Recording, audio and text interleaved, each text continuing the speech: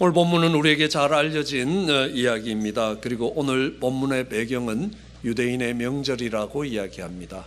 많은 성경학자들은 이 명절이 유월절이라고 보고 있습니다. 이 유월절이 되면 많은 사람들이 예루살렘을 방문합니다. 많게는 약 300만 명의 순례자들이 예루살렘을 방문하기도 했답니다. 어쨌든 예수님도 그 예루살렘에 오셨습니다. 많은 사람들이 모여서 유월절 제사를 드리기도 합니다. 또 오래간만에 만나는 친구와 친척들과 함께 무교병을 나누면서 축제를 하게 됩니다. 그때에 우리 주님은 그 예루살렘의 무리 속에서 우리 주님의 관심은 이 제사를 드리는 성전에 있는 곳이 아니라 베데스다에 있었습니다. 이 베데스다에는 많은 병자들이 누워 있었습니다. 소경들도, 그리고 혈기 마른 자도, 또 다리를 저는 사람들도 그곳에서 정말 고통스러운 시간들을 보내고 있었습니다. 주님의 관심이 성전에 있지 않고 많은 소경들, 고통하며 어둠에 앉아 신음하는 자들에게 있었습니다. 그들이 베데스다 연못가에 모여 있었던 이유는 연못이 흔들릴 때, 물이 움직일 때에 제일 먼저 내려가는 사람은 어떤 병에 걸렸든지 나음을 입는다는 것입니다. 실제로 나음을 입었는지 그렇지 않았는지 알지 못하지만 어쨌든 그 여행을 기다리며 그 베데스다 연못가에 있습니다. 왜냐하면 그들은 그 여행밖에 기다릴 것이 없기 때문에 그렇습니다. 베데스다라는 것은 은총, 자비라는 뜻이 있습니다. 그러므로 베데스다 연못가는 은혜의 강가라는 것입니다. 우리는 은혜의 강가라는 찬송을 부르기도 하면서 정말 은혜의 강가를 생각하는데 결코 아름다운 곳만은 아니라는 것입니다. 왜냐하면 그곳에는 주님의 긍휼과 주님의 은혜밖에 기다릴 것이 없는 사람들이 있는 곳입니다. 더구나 거기에 제일 먼저 들어가는 사람이 나음을 입는다는 것입니다. 이것도 참 고통스러운 곳입니다. 왜냐하면 1등을 못하면 아무 효과가 없기 때문에 그렇습니다. 우리가 살아가는 세상에도 1등만, 최고만 대우를 받는 세상이 되기 때문에 그렇습니다. 그곳에서 1등을 할 수 없는 사람들이 많이 있습니다. 정말 그곳에서 고통스럽게 정말 혹시나 제일 먼저 들어갈 수 있을까라는 여행을 기다리는 사람들이 있는 것입니다. 그곳에 주님이 찾아오신 것입니다. 그 베데스다에 주님이 찾아오셨습니다. 그런데 이 베데스다에 찾아오신 주님을 생각할 때 이상한 것이 하나 있습니다. 왜냐하면 베데스다에 그 수많은 병자들이, 또 많은 어둠에 앉아서 고통하는 사람들이 있는데 주님이 이 베데스다에 와서 딱 한 사람을 고칩니다. 38년 된 환자 한 사람만 고쳤다는 사실입니다. 왜 이 한 사람만 주님이 고치고 돌아가셨느냐? 주님은 많은 병자들을 돌아보기 위해서 오늘 이 베데스다에 오신 게 아니라는 것입니다. 38년 된 환자 그 한 사람을 고치기 위해서 오셨다는 것입니다. 왜 이 38년 된 환자 이 한 사람을 돌아보기 위해서 오셨냐는 겁니다. 우리는 오늘 본문을 보더라도 이 나은 사람이 자리를 들고 걸어갈 때에 너 왜 자리를 들고 가느냐? 안식일에 계란 무게 이상을 들지 못하게 되어 있던 이스라엘의 율법대로 한다면 너는 안식일을 어기는 것인데 왜 이렇게 행동을 하느냐 하니까 나보고 나를 고친 분이 그렇게 하라라고 하셨다고. 누군데? 라고 물으니까 이렇게 돌아보니까 예수님이 안 계시는 겁니다. 이것으로 미루어 봐서 예수님이 다른 병자들을 고치시지 않았다라는 걸 우리는 알 수 있습니다. 왜 베데스다 연못가에서 38년 된 한 환자만 고쳤느냐 하는 겁니다. 그의 형편이 가장 어려웠기 때문에 그렇습니까? 그럼 많은 병자들이 베데스다 연못가에 있었다라고 이야기하면서 특별히 이 요한은 세 부류의 사람들을 따로 기록하고 있습니다. 한 사람은 소경입니다. 한 사람은 다리를 저는 사람들입니다. 또 한 사람들은 혈기 마른 사람들입니다. 그런데 이 세 사람 중에서도 이 혈기 마른 사람들이 가장 가능성이 낮다는 것입니다. 왜냐하면 소경은 앞을 못 보지만 여러 번 물가를 왔다 갔다 하고 기다리다가, 특별히 이 소경 되신 분들은 앞을 못 보지만 듣는 귀가 예민하지 않냐는 겁니다. 물이 움직이는 것이 보이기 전에 이미 움직이는 소리를 듣고 뛰어 들어가면 제일 먼저 들어갈 수 있는 확률이 남아 있다는 겁니다. 내가 비록 다리를 절지만 저기 물까지 거리가 아주 먼 것도 아니고 물가에 누워 있다가 정말 쩔뚝거리는 다리지만 먼저 뛰어가면 혹시 제일 먼저 들어갈 수 있는 확률이 남아 있습니다. 그런데 이 38년 된 환자는, 혈기 마른 자는 아무리 몸을 움직이려고 해도 몸이 움직여지지 않는다는 겁니다. 다른 사람이 그를 옮겨주기 전까지는 제일 먼저 물을 동하는 것을 제일 먼저 봤다 할지라도 제일 먼저 내려갈 수 없는 겁니다. 가려고 몸에 힘을 줘도 몸이 움직여주질 않습니다. 그런데 우리는 보면요, 정말 그의 육신이 그의 뜻대로 안 움직여주는 겁니다. 움직이려고 해도 움직이지 않습니다. 그의 육신은 더 이상 그의 꿈을 실현할 수 있는 도구가 아니라 그의 영혼을 가두는 감옥이 되어버렸다는 것입니다. 그런 몸을 이끌고 38년 동안 병자로 있었습니다. 하루 이틀이 아닙니다. 한두 달이 아닙니다. 1, 2년이 아니고 10년, 20년이 아니라 38년을 병자로 있었습니다. 이걸 본다면요, 한평생 그렇게 정말 혈기 마른 자로 살았다는 겁니다. 이제는 물이 움직여도 나를 물에 넣어줄 사람이 없다는 것입니다. 이 말로 미루어 봐서 그의 가까운 친지들이나 친구들이나 친척들이 다 떠났다는 겁니다. 이제 홀로 남았다는 겁니다. 몸이 고통스러운 것도 고통스럽지만 아무도 도와주는 사람 없이 버려진 것 같은 그 외로움과 고독 속에서 좌절하고 절망하는 인생이 되어버렸습니다. 주님이 찾아온 것이 이 사람의 인생이 고통스럽기 때문에, 이 사람이 다른 어떤 사람보다 불쌍했기 때문에, 그의 문제가 깊었기 때문만은 아니라는 겁니다. 이 38년 된 환자를 찾아오신 다른 이유가 하나 있다는 것입니다.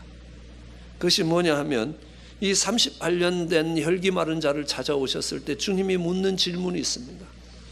네가 낫기를 원하느냐? 아직도 나을 거라는 희망을 가지고 있느냐? 꿈과 소망을 붙들고 있느냐라는 걸 물으시는 겁니다. 그때 38년 된 환자가 이렇게 대답합니다. 물이 동할 때에 나를 못에 넣어줄 사람이 없다는 겁니다. 내가 가는 동안 다른 사람이 먼저 간다는 겁니다. 그럼 38년 동안 혈기 마른 자가 어떻게 물이 움직일 때 그 연못으로 걸어가겠습니까? 몸이 움직여지지 않는 겁니다. 어쩌면 군뱅이가 땅을 기어가는 것처럼 그렇게 기어가고 있는 거 아니냐는 겁니다. 허우적거리면서 연못을 향해 나아가는 그 모습을 상상해 볼 수 있습니다. 어떻게 보면요, 참 비참한 모습이라는 겁니다. 그러나 다시 보면 38년 동안 질병에 점령당하지 않고 낫고자 하는 희망을 포기하지 않은 한 인생의 부르짖음이 거기 있었다는 것입니다. 하나님이 그 절규를 돌아보신 것입니다. 움직여져 가지 않는 몸을 군뱅이 움직이듯이 움직이면서 연못으로 내려갈 때에 그에게 남아있는 것이 있다는 겁니다. 낫고자 하는 소망을 포기하지 않는 인생의 절규가 있다는 겁니다. 희망을 포기하지 않은 인생이었다는 겁니다. 병과 사람들의 버림 속에서도 점령당하지 않고 정말 절규하는 인생의 모습이 있었고, 우리 주님이 그 모습을 돌아보신 것이라는 겁니다. 모두가 포기해도 포기할 수 없는 인생이 있다는 겁니다. 하나님, 내 인생이 이런 모습으로 맞춰지지를 그렇게 끝낼 수 없기 때문에 그 부르짖는 모습입니다. 마지막 남은 자비를 붙들어서라도 내 인생을 회복시키는 경험을 하고자 하는 간절한 소원이 그 38년 동안 혈기 마른 사람 속에 있었다는 겁니다. 주님은 그 절규를 돌아보신 겁니다. 그의 그 부르짖음을 돌아보신 겁니다. 그리고 그에게 자비를 베푸신 것입니다. 왜요? 자비를 기다리는 베데스다 연못가에 있었기 때문입니다.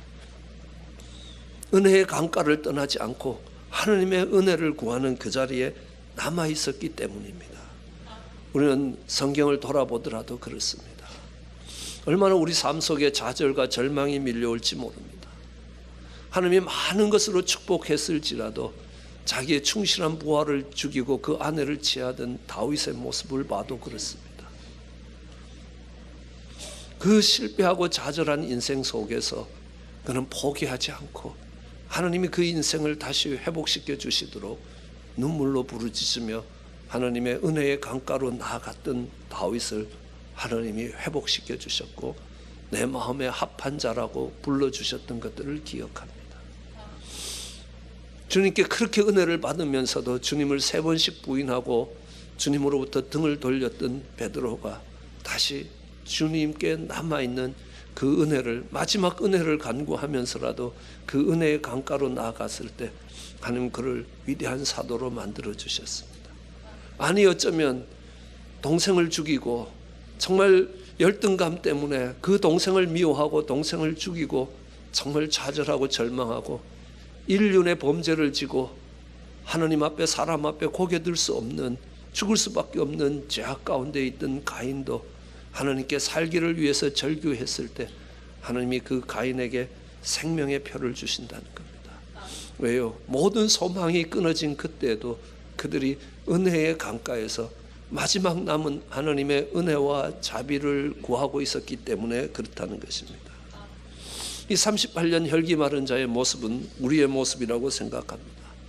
지울 수 없는 상처들과 고칠 수 없는 정말 아픔들을 갖고 그걸 운명처럼 받아들이고 조금씩 죽어가는 모습입니다. 아무리 고민해도 해결이 되지 않습니다. 시간이 가도 고쳐지지 않습니다. 온갖 방법을 다 동원해 보는데 소용이 없습니다. 너무 오래된 문제라는 겁니다. 이제는 포기할 수밖에 없고, 아니 오래전에 포기해야 됐던 겁니다. 저는 목회를 해가면서 많은 그런 성도님들을 만납니다. 어떤 성도님들은요, 정말 사회에 존경받는 아버지의 저 위선적인 모습들, 그 위선적인 아버지의 모습을 보면서 아버지가 입었던 제복을 보면 몸서리치게 싫어하는 것입니다. 그래서 교회 와서 10수년을 교회를 다니면서도 목사가 가운을 입는 걸 못 보는 겁니다. 그래서 저도 지금까지 한 번도 가운을 입어본 적이 없습니다. 왜요? 그 아버지에 대한 미움으로 갇혀서, 그러니까 거의 40년, 50년의 인생을 그렇게 살아왔다는 겁니다.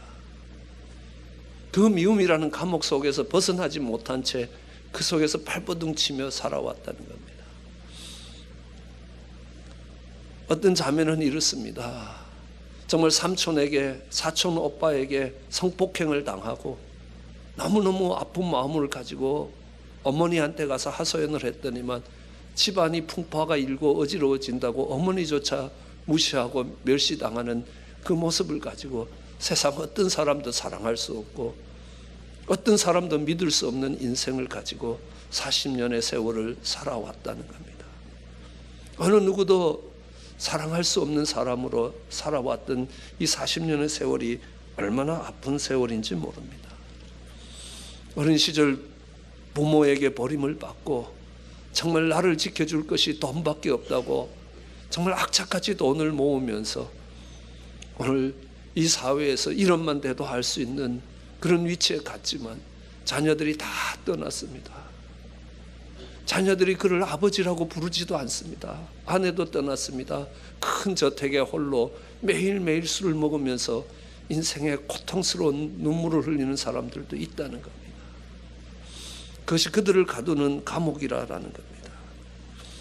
그것이 38년의 긴 세월을 그렇게 묶어두었다 할지라도 그 속에서 우리 하나님의 자비와 은혜로 이곳에서 벗어나야 되겠다는 그 희망을 포기하지 않는 자를 우리 주님이 돌아보시겠다라는 말씀입니다. 그에게 이야기합니다. 네가 낫고자 하느냐 했을 때에 예 하면 될 텐데요, 아니 내가 나을 수 없는 이유가 있다는 겁니다. 아무도 나를 도와주는 사람이 없다는 겁니다. 아무도 나를 연못에 밀어넣어 주는 사람이 없다는 겁니다. 안 되는 이유들을 헤아리고 있는 겁니다. 그럴 때 주님이 이야기합니다. 일어나 걸어가라 라고 이야기합니다. 근데 참 놀랍게도요, 이 38년 혈기 마른 자가 일어나 그 자리를 들고 걸어갑니다. 38년 동안 걷지 못하는 사람들이 일어나서 그 자리를 듣고 걸어갔다는 그 놀라운 역사보다 더 위대한 역사가 하나 있습니다. 그게 뭐냐 하면요, 그가 일어나려고 시도를 했다는 겁니다. 38년 동안 수없이 일어나려고, 물이 똥할 때마다 일어나려고 힘을 주고 몸에 정말 몸을 움직여 보려고 했는데 실패했던 그가 이제 주님이 하시는 말씀에 다시 한번 힘을 주고 일어난다는 겁니다. 얼마나 포기하기가 쉬운지 모릅니다. 이건 안 되는 거야 하고 포기하는 게 훨씬 쉽다는 겁니다. 그러나 그는 다리에 힘을 주고 일어나 보려고 정말 노력을 했던 겁니다. 그런데 웬일입니까? 안 되던 38년 동안 안 되던 그 다리에 힘이 들어가는 겁니다. 그리고 일어날 수 있게 되는 겁니다. 그리고 좌절과 절망의 그 어둠의 자리에서 벗어날 수 있게 되는 겁니다. 그 어떻게 그렇게 벗어날 수 있겠느냐? 주의 말씀에 의지하여 그물을 내린 겁니다. 주의 말씀에 의지하여 다시 한번 힘을 줘보는 겁니다. 38년 동안 실패했다 할지라도 주의 말씀에 의지하여 다시 한번 도전을 해갈 때 거기에 하나님이 역사하시고 그 하나님이 정말 함께 하셔서 걸을 수 있게 되는 겁니다. 그가 38년 동안 일어나 보려고 하는 그 시도를 포기하지 않았다는 겁니다. 38년의 질병이 그를 점령시키지 못했던 그의 소망과 그의 도전들이 남아 있었다는 겁니다. 주님이 그것을 귀하게 여기시고 주님이 그것을 돌아보신 것입니다. 일어나고 나면 이런 생각 안 들겠습니까? 주님이 왜 진작 오시지 이 38년 동안 나를 이 고생시키셨냐라고 생각할지 모릅니다. 1년 만에 오시면 얼마나 좋았겠냐는 겁니다. 1년 만에 오시면요, 빨리 오신 그 주님께 감사하며 주님께 영광을 돌릴 수 있을 것입니다. 그러나 38년 만에 와도요, 주님께 영광을 돌릴 수 있습니다. 아니, 더 큰 영광을 돌릴 수 있습니다. 38년의 영광이 따라오는 것입니다. 여러분, 하나님이 아브라함에게 아들을 주시겠다고 약속하십니다. 그 약속의 말씀을 믿고 정말 수없이 시도를 했습니다. 근데요, 아기가 생기지 않습니다. 안 되는 겁니다. 40년의 세월이 지나갔습니다. 마침내 하나님이 아들을 주셨습니다.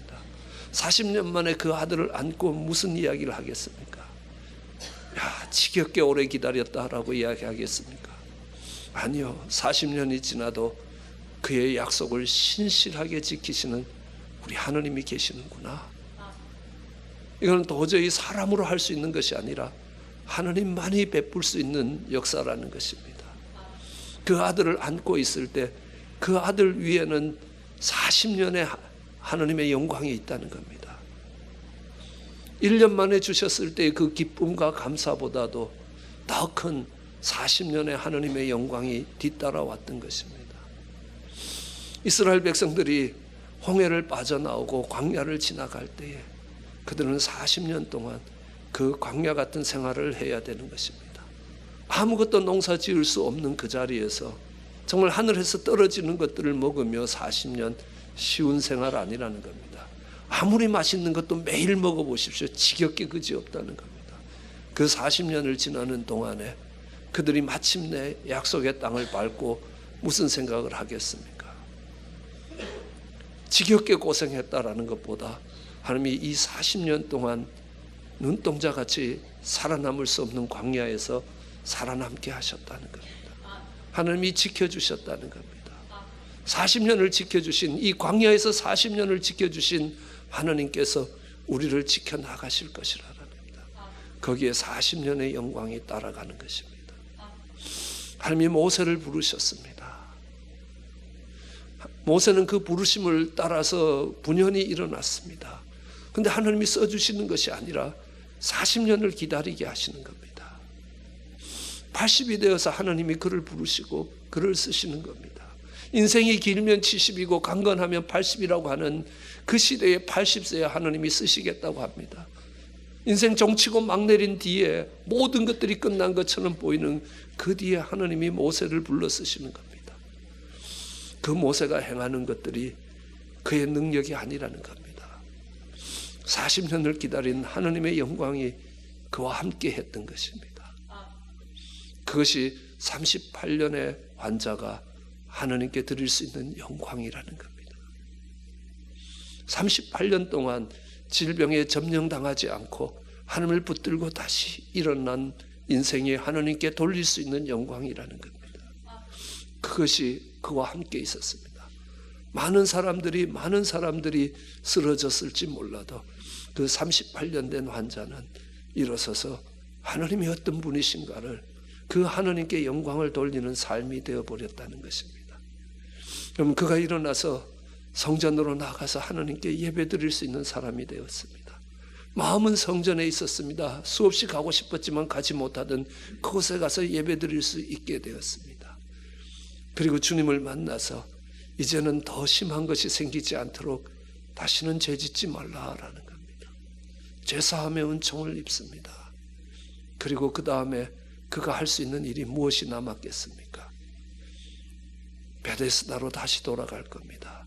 그리고 그들에게 꿈과 소망을 심을 겁니다. 38년 된 나를 돌아보신 하나님이 당신들을 돌아보실 수 있다는 겁니다. 가장 가능성이 없는 나 같은 인생에게 하나님이 은혜를 베푸셨다면 당신에게도 충분히 은혜를 베푸실 수 있을 것이라는 겁니다. 그때 그 자리에 있었던 수많은 포기하고 싶었던 사람들이 포기하지 않을 겁니다. 다시 한번 희망을 붙들고 용기와 소망을 붙들고 그를 바라보면서 다시 한번 일어설 겁니다. 다시 한번 주님을 생각하면서 정말 다시 한번 일어설 때 주님이 그들에게 역사하실 것입니다.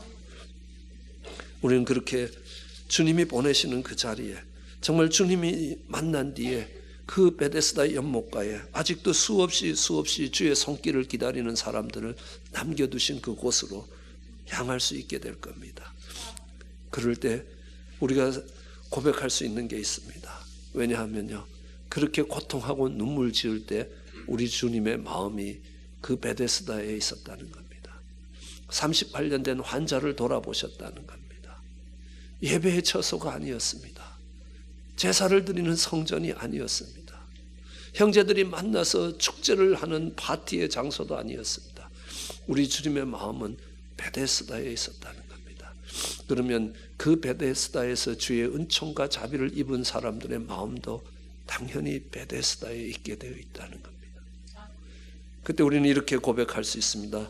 아버지, 당신의 마음이 있는 곳에 나의 마음이 있기를 원합니다. 아버지, 당신의 눈물이 고인 곳에 나의 눈물이 고이길 원합니다. 아버지, 당신이 바라보는 영혼에게 나의 두 눈이 향하길 원합니다. 아버지, 당신이 울고 있는 그 어두운 땅에 나의 두 발이 향하길 원합니다. 그것이 베데스다에 와서 정말 가장 소망 없는 38년 된 혈기 마른 자를 일으키시는 하나님의 이유입니다. 이제는 그를 바라보면서 베데스다의 수많은 자들이 용기와 소망을 얻고 주님 앞으로 나올 수 있기 때문입니다. 여러분이 그 일을 감당하는 하나님의 사람으로 설 수 있기를 주의 이름으로 축원합니다. 기도하시겠습니다.